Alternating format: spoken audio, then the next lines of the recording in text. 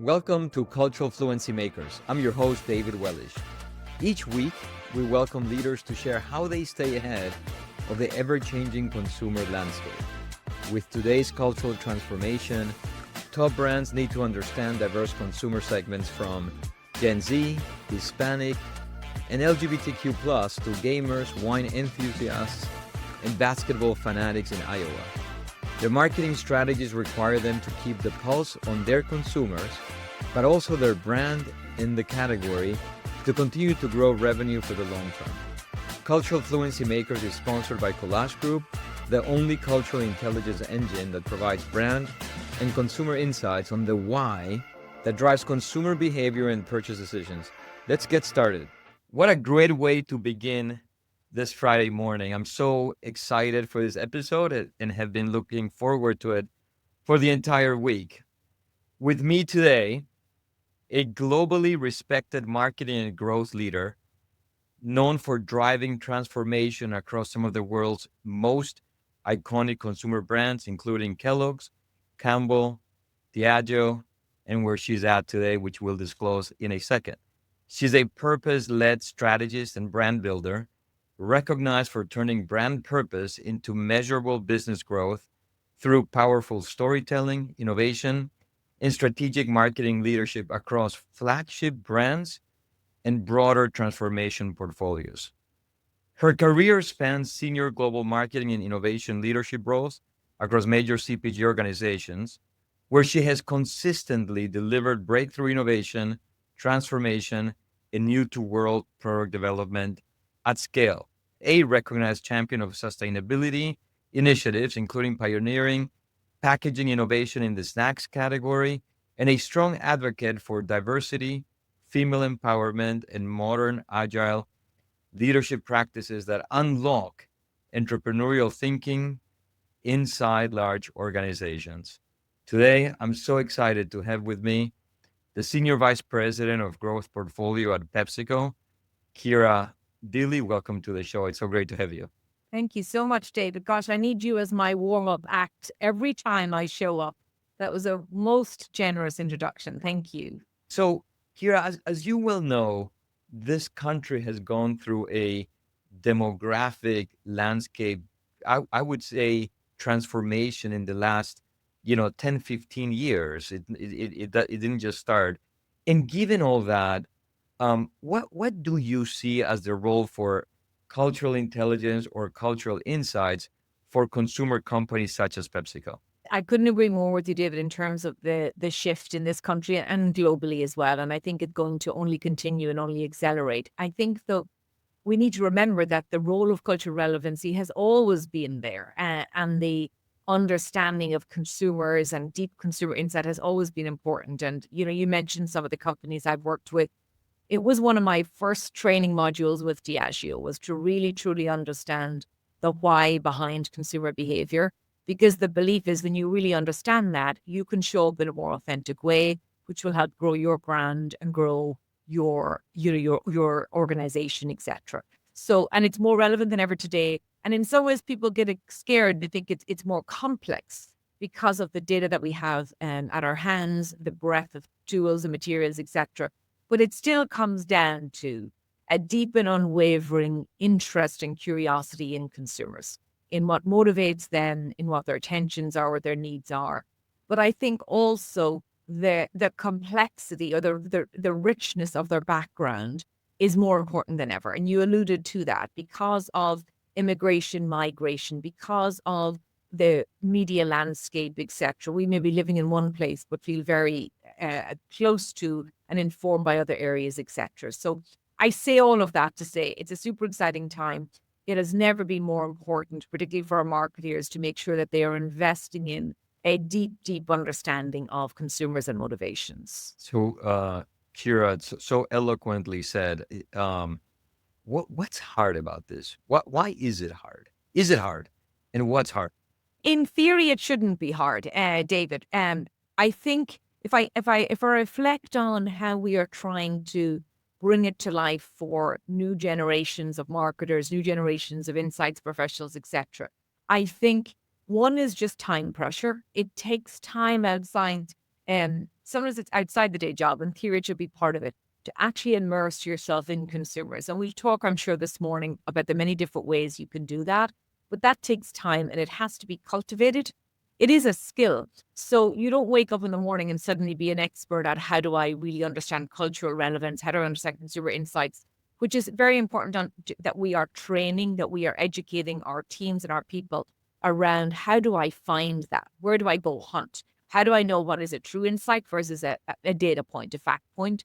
So I think giving people time, giving them the right training, rewarding. I think it's really important, David, that people are rewarded for unlocking those insights. Some of the biggest growth areas I've seen on brands, the biggest activations have been because we found one deep penetrating insight. I remember many years ago in Guinness, it was really understanding some of the tensions around why people didn't drink Guinness. Not just that it's the taste, but there was more beneath that. It felt old fashioned, it felt dull, etc. So that area was one of the deepest insights that has unlocked what is now the fastest growing alcohol brand in the world, which is incredible. So I think giving people time, giving them training and rewarding them are some of the things that we as our senior marketers should continue to exemplify and to lead by example. I couldn't agree with you more that when you see an ad, for example, and it really resonates, there's usually an incredible kernel of insight that has been unearthed that just resonates magically and beautifully. I am honored to be doing these podcasts, to moderate many roundtables with CMOs and heads of insight. And when I ask about how important is cultural relevance to win hearts and minds of consumers, everybody unanimously goes, really important. How would you define it for you? What is cultural relevance for you, and how does a brand become it? For me, it goes back to the definition that I remember learning in my Diageo days. It is a deep and penetrating understanding of consumers' needs, wants, or behaviors that can be applied to your brand to drive growth. And there are three really important factors there. There is this deep and penetrating, so it's not surface level.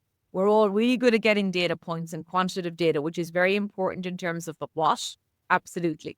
But it is underneath that is the deep and penetrating. What are the motivations, the tensions, what's going on in my life that, to your point, I look at a brand and I go, oh my gosh, you get me. How did you know that about me? Dove is a fabulous example, I think, particularly their early breakthrough work, where we look at it and we went, gosh, you do understand me, particularly as a woman in the early work. I think also this idea, though, that understanding then, how do I take that deep and penetrating understanding and apply it to my brand in a way that is relevant for my brand and what my brand stands for in order to drive growth?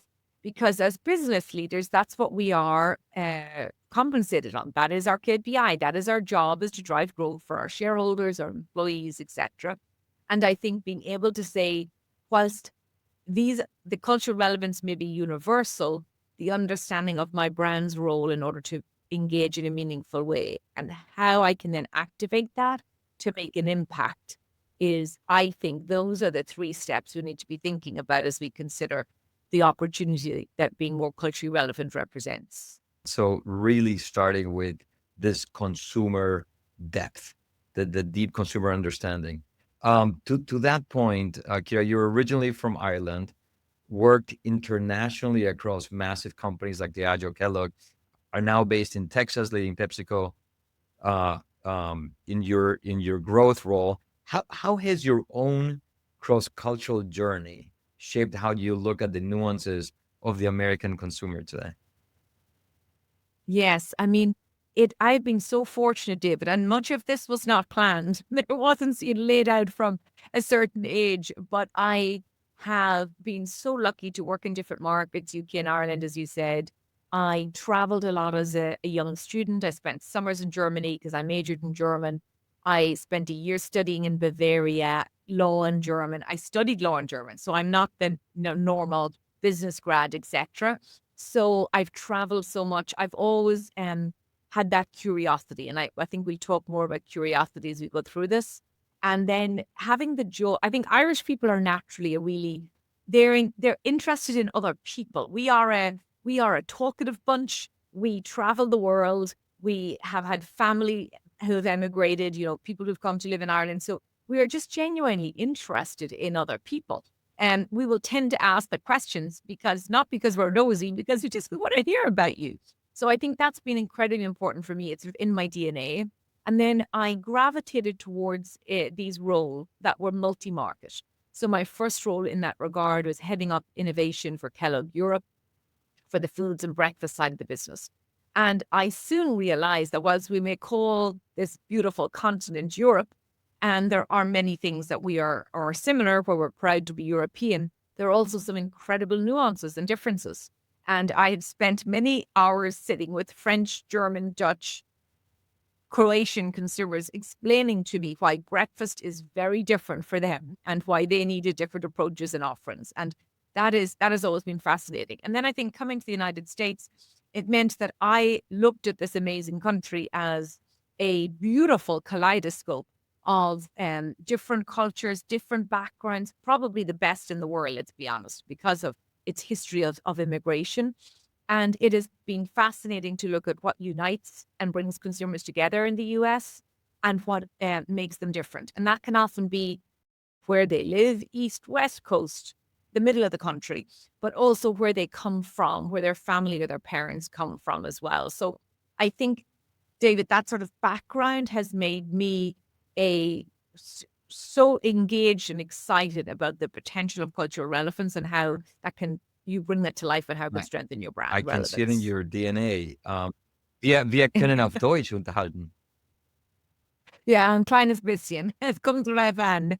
My parents came from Germany to Ecuador, where I grew up. So I've got a little bit of your global component. All right, back to this. This is great. So the better for you snacking space is often marketed as a monolith.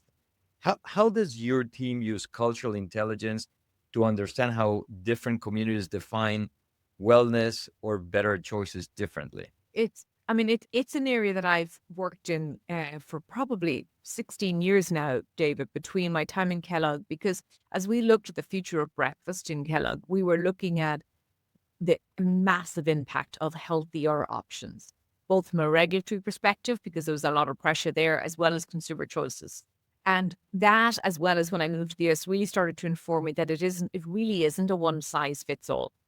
And I remember when I first came to the North America business, we were, in theory, my portfolio was the little kid on the block. It was 1.2 billion, which for many companies is huge, but I was the little kid on the block. So we got to experiment quite a bit. And what I realized very quickly was there was tremendous growth potential, but it wasn't necessarily in where the noise in the system was. So there was a lot of noise in the US that it was a higher educated consumer. It was a more affluent consumer. It was a more certain type of consumer, certain background, etc. And what we fast realized, looking at the data first, just the hard quant data, was, hang on a second, we're seeing huge growth in lower income consumers. We're seeing it in more rural areas. My fastest growing customer was Dollar General. And I remember thinking, what is going on there? So I took myself down on my little cultural relevance tour to Nashville, where Dollar General are headquarters. And I spent time with their incredible head of insights, a lady called Angela. And Angela is like a true example of somebody who is absolutely immersed in her consumer, her shopper. And she had a deep understanding of what was driving that growth in healthier options. And it was very much her shoppers could not afford to be unwell. In the US, it is expensive to be unwell. And they were starting to make small choices. And it could have been just something with a little less sodium, something maybe with a veggie chip in there, something with a healthier snack, but had a flavor the kids would love. But it needed to be affordable. And that was a real aha to say, hang on a second, we have an opportunity to bring healthier foods to a massive group of Americans who are not being serviced by this industry at the moment. And I tell you that story, David, because it is truly one of those moments in my career where I put aside all my preconceived notions and said, oh, hang on a second, this is what's going on. That insight, that understanding transformed our approach to the portfolio, to permissible snacking. It gave us a much bigger sense of growth potential. And we expanded the portfolio in ways we never would have because we knew we could now reach. There were different consumers who were interested in different areas of that opportunity. First, the segments that cared about the better for you, but also the driver and the motivation is one that would not have been in the surface. Not at all. Not at all. So and now we're like 3 billion and growing. It's huge. Amazing. Thank you for sharing such a tangible story. Let's talk about trends a little bit. I think social media is creating hyper fragmented subcultures and rapid viral food trends. How do you distinguish, and we had this conversation earlier, how do you distinguish between a fleeting fad and a lasting cultural shift worthy of product innovation? It's a great question. Sometimes I wish I had a crystal ball, David, but it's fun to try and work it out along the way. I think, there are a few things I think about. One is I think about, is it a spike? Is it a fad, as you say? Is it a spike? And that is something that can be very relevant, can enable you to be of the moment, to talk to consumers in it. Oh gosh, they're on it. They get it. We're having some fun. You can have a lot of fun with those. Or on the other side, is it more durational? Is it something that is going to, we think, last longer?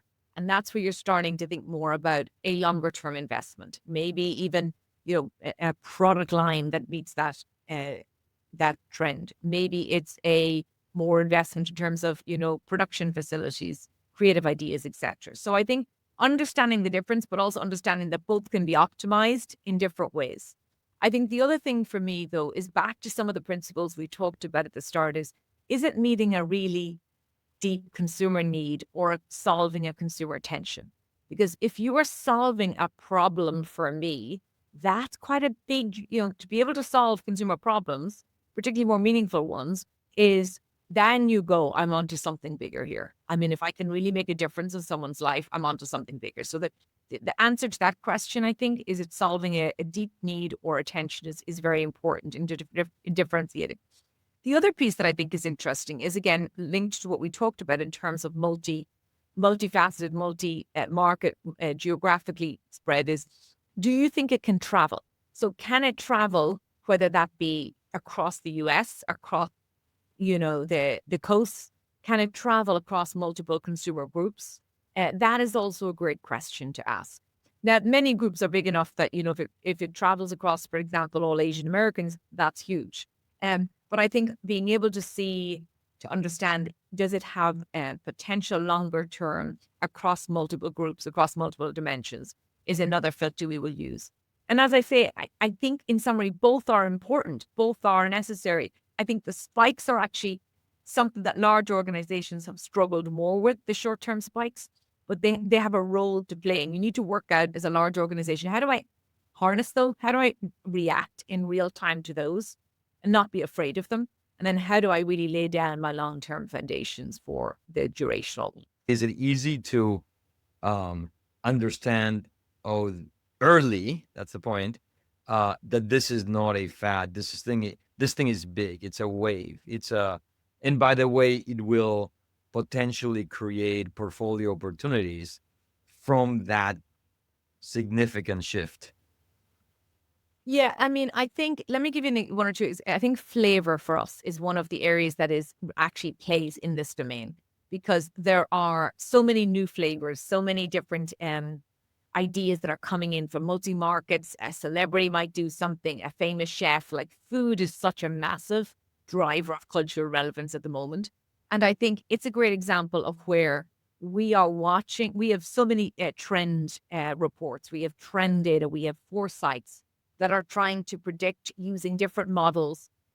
What are we seeing? What is spiking? What is spiking more long term? Where are there more cohesive groups behind? Where does it move from being just a post to actually, hang on, this thing is gaining momentum? So there are a lot of tools there. I mean, there's no magic in predicting the future, David, as I'm sure you know. But we're using a lot of those tools. But with flavor, what's interesting, if I give you an example, is, there are many things that are popping up that we will jump on and we will play with. And we will watch the responses, David. We will watch to see who's engaging, how many people are engaging, what's the breadth of engagement on them. And that can be really interesting in terms of saying, well, should we launch a limited edition flavor? Should we, test this out? And oftentimes we will do it as a limited edition first. to see actually lower risk, but getting in on it.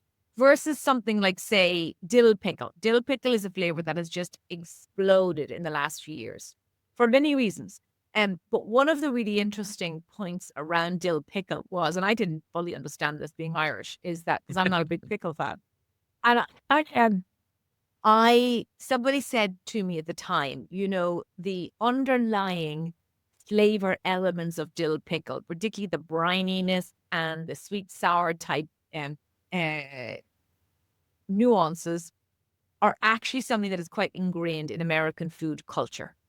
So that is a really interesting signal that, hang on a second, this isn't just a fad. It may be out there at the moment, different celebrities, etc., they're having fun, but actually that flavor type is actually quite ingrained in American culture. And that I thought was a really interesting way to go, oh, I can see something deeper there. Maybe this is longer term. And it's been huge for us. We've launched the flavors across multiple products, brands. That's Fascinating. I think of protein as one of those. We support so many brands, and everybody's trying to, to get into that. And the question is, what drove it? What sparked all of a sudden this craze, towards it, which is interesting. And the thing just to remember about protein though, David, is I remember, like, I don't know if you've ever been to Expo West, which is this incredible natural foods fair in Anaheim every year. And I remember being there 14, 15 years ago, and protein was being talked about, and there was a lot of buzz around it. But it has taken this amount of time for us to sort of become, oh, this thing is here to stay. So oftentimes, linked to the points we're just making, it is something that seems to suddenly explode. But actually, if you're in the industry, been watching, it has been growing over a longer period of time. That's a great point. Yes. That's a great point. So I'm glad that it took us over 20 minutes to have the AI conversation, and yeah, and we didn't start there because that's what it should be. It's on, ultimately it doesn't replace consumer behavior and motivation and all of that. So I think it's in the right sequence of things. So there's a risk in the emergence of AI that, data heavy, AI driven marketing has the potential of stripping away brand soul. How do you balance this automated predictive analytics with real human empathy when creating a brand's narrative? The first thing I'll say is you absolutely need both. And I think it's a super exciting time for us to have the combination of both and to have such advanced analytics and data that can really accelerate our understanding, our basic understanding. But I think you have to remember that the analytics, both for the now and the future, are just that. And I think they're very good at predicting what's data driven, what's happening now, and based on the models, what's happening in the future. But the empathy to everything we've just spoken about is a beautiful partnership, because the empathy brings the richness of human beings. At the end of the day, and we keep hearing this, the models are only as good as the information that is going in there, as the questions that we're asking, as the prompts that we're bringing. And that is all based on our understanding of consumers. And I think that's exciting. I don't think we've fully cracked yet how we can really optimize the two, but that's part of the journey. And in my mind, the empathy is everything we've just spoken about. And that is why it's still so important to have that skill set and to be feeding the algorithm, feeding the machine with an understanding of the consumer empathy as well, because that's the piece where I think consumers will step back and do the, oh, you really get me. Oh, you really understand me. We've been collecting, cultural relevance, cultural intelligence data for years. And so for us, AI is really a very interesting innovation, given that we've got the lifeblood of the data and seeing what the machine can or cannot do. But to this point, the other emerging space is synthetic audiences. And I'm curious, what are your thoughts about its use, its accuracy? Clearly, there's a benefit of speed and cost. Do you believe that that synthetic audiences can emulate the human insight? I think we're all on a learning journey here, David. I think it's really important that we have the humility, which is a huge part of consumer understanding, empathy, etc., to acknowledge what we are, what we know, what we understand, and what is evolving. And I think the role of synthetic audiences is evolving. Curious keyword goes, I'm fascinated. I want to find out more because I'm all about where the data can help us accelerate some of the basic knowledge that can take a lot of just groundwork and time and help us actually get to more interesting outcomes, more interesting outputs with the marriage of the empathy side, etc. So I think, yes, they can have a role to play. I think we are learning on the journey. And I think just like everything, I think we need to be cautious about it taking over some of the foundational methodologies, principles that we have already. But I say that in a very balanced way because we need to be agile. We need to be testing. I'm all about testing, David. It's my prototyping. Yeah, I love to prototype. I love to test. So let's test, let's learn, but let's not be myopic in jumping in and saying this is the be all and end all, because I don't think any one thing is the be all and end all. I mean, it seems like that's the thematic here, right? Experimentation, agility, testing, data to prove. In this space, similarly, we like the idea of an augmented synthetic, which is if we give a Hispanic synthetic audience the values, the passions, points, the occasions, everything that we know because of what we've collected, can we leverage for certain use cases? Can we leverage speed and cost? And for other use cases, we know that it's got to be pure. So it is an interesting space. Last question in this sort of technology side is one about personalization at scale. And I think you have spoken before about consumers demanding a higher degree of personalization.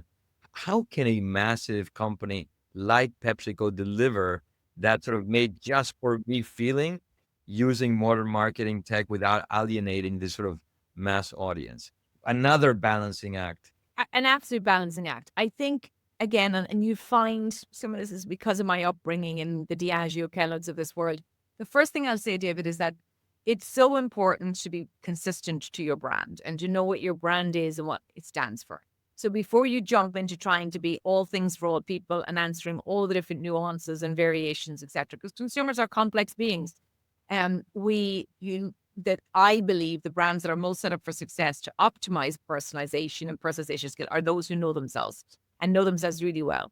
And then you have the opportunity to show up in different ways, in nuanced ways, in different platforms, to different audiences at different times, harnessing, the fads that we talked about, etc., because you are confident in who you are and you're consistent to your brand.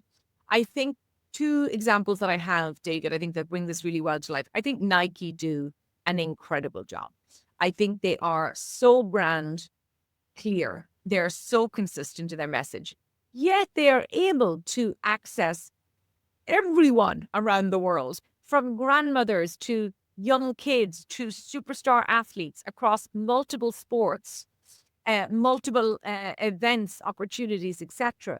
And I believe that all of those consumers, when they put on their Nike, whether it's on their clothing, on the shoes, they feel like Nike knows them. They feel like a part of that brand. And that's an incredible strength. And we did something, we've been playing with it at PepsiCo for a while now and learning along the way. I did something a few years ago, or 2 years ago. I've done a lot of work with Lay's and soccer, and we might throw in a few World Cup examples before we finish. But we did a wonderful piece of work with the European Championships. England, Wales, Scotland, all part of the United Kingdom, but very different cultural backgrounds, particularly when it comes to soccer. And we did some beautiful work around talking directly to the Scottish fans, the England fans, the Welsh fans for Walker's Crisps. Still the Walker's brand, still the tonality and a little bit of cheekiness, but picking up on things that are important to those fans that made them think, oh my gosh, Walker's is with me here in the room. Walker's is here watching the game with me. So I think when you're confident enough about your brand, but you then show, like we talked about, deep understanding of what's going on in their world, that's where the magic can happen with personalization. Thank you for that. You have played such a great role in this notion of portfolio growth, which is such a hard thing to do in these multi-brand, massive organizations. So what has been the hardest part of scaling innovation in a system that is so large, like a PepsiCo system, and how do you keep it from not slowing down? It's a great question, and because I've done innovation, which was a little bit by chance initially. I did 6 years in Kellogg, and then another 4+ in pure innovation in Pepsi, and then obviously when you're in marketing, you always touch innovation. So a few of my principles are: I think the first one is agility, agility, agility. Particularly for big organizations, and you have to work out how do you build agility into your system? So, how do you build it into your context? Because, yes, it is likely we may not be as fast on some things as smaller companies. Sometimes that's okay, David. I used to talk about it in Campbell Soup a lot, sometimes it's okay not to be the first out there, but because if you can come in and you're quite big, you can scale. So you may not be the first, but you're the one who brings it to scale. But I think having that agile mindset and understanding which of the parts of your organization, your innovation process, can you bring it to life is really important. Linked to agility, though, is unless you have appetite for failure, unless you truly believe, and it's probably the most overused phrase oftentimes in our organizations, but this idea of failure is a learning, openness to failure, rewarding failure is so true, and yet large organizations really struggle with it. But it is those that are happy to fail, because Unilever used to say, I think it's like 80% of innovations will not last past 3 to 5 years. That's fact. So hard in this environment, in this financial, short-term, publicly trade. I mean, so difficult. It is. It is. And yet I will say it still. I will still say it. I will always say it. There are ways to manage failure. There are ways to manage risk, David. One of the points I was going to make is I'm a massive fan of innovation frameworks. I've lived and breathed StageGate, which is probably one of the most well known for years. StageGate is brilliant when it's used in the right way because it asks the right questions at the right time. It highlights the risks. So everybody's like, hey, I know what could happen here, brings the right people on board. So I think, sometimes people think, oh, StageGate frameworks with agility.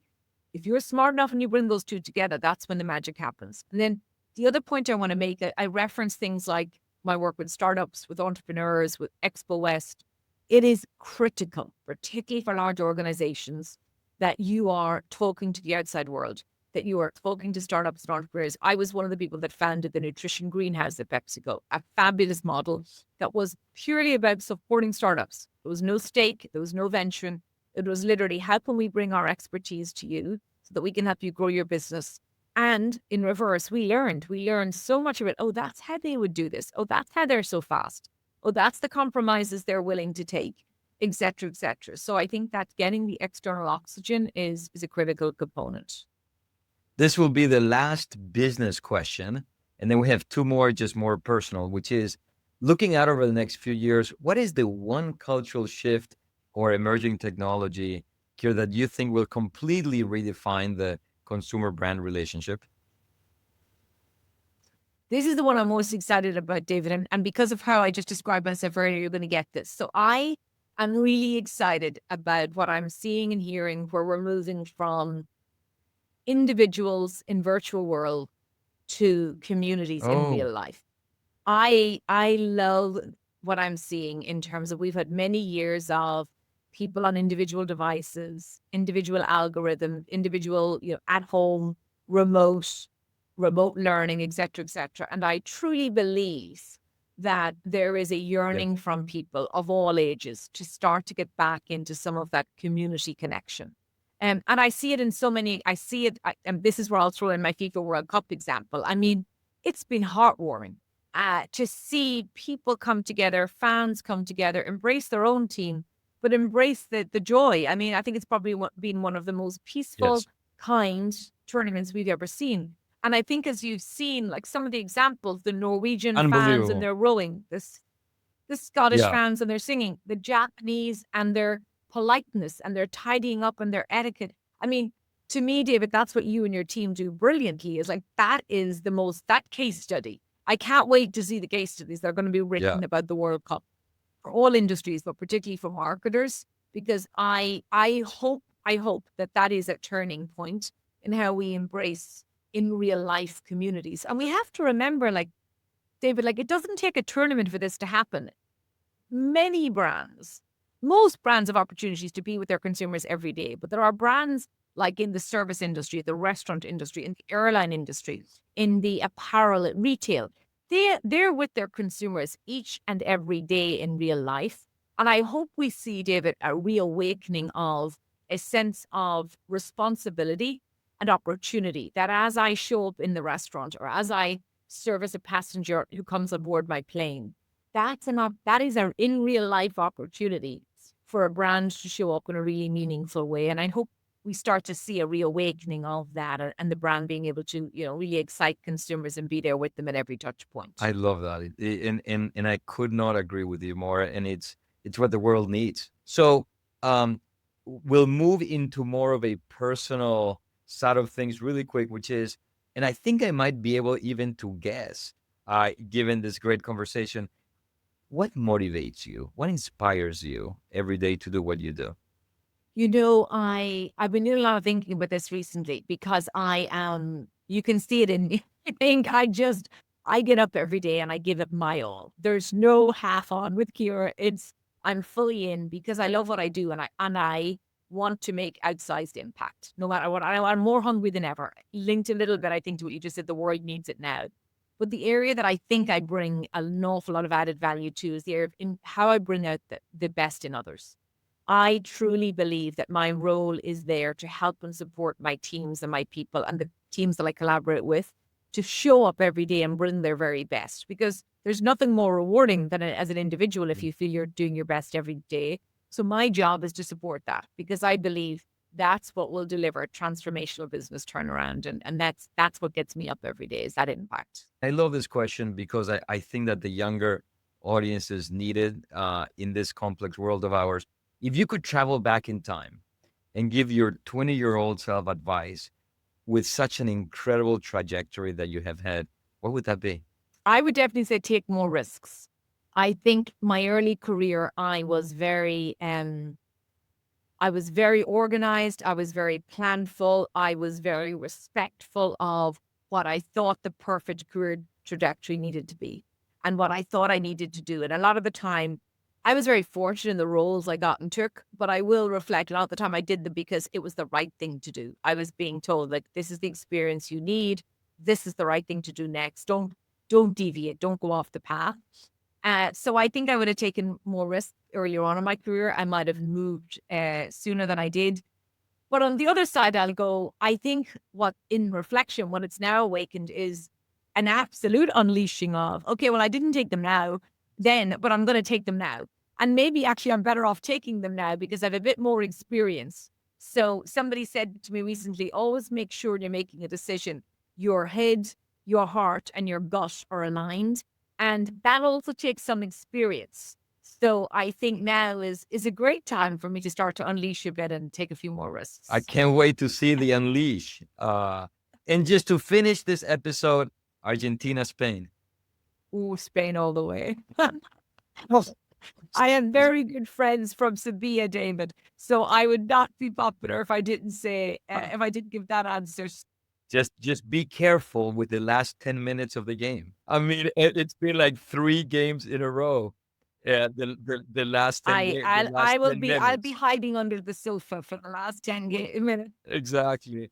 Well, Ciara, it's been so fun to have this conversation. So appreciate your wisdom, sharing with everybody in the audience, and major congrats on an incredible trajectory. So thank you very much. In much gratitude. Thanks so much for having me, David. And this has been another exciting episode of Cultural Fluency Makers. See you next time. That's a wrap on another episode of Cultural Fluency Makers. Thank you for joining us. Please share your comments and what you would like to hear more about. Be as specific as possible. For show notes and more, please visit culturalfluencymakers.com. This show is proudly sponsored by Wellisch Group, unleashing the power of cultural intelligence to fuel brand growth. Please follow Wellisch Group on LinkedIn, and we will see you next week.